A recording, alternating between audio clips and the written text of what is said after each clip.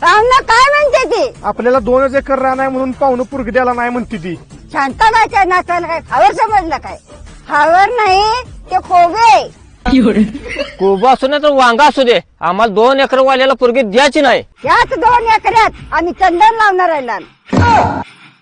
अजय की मगापासून त्यासनी तीच सांगतोय. ए चंदन लाव नाही सीताफळ लाव. ए भिकाऱ्यानो, अजय परवा दिवशी लग्नाचा मुहूर्त आहे, पाकच लग्न मुडतील.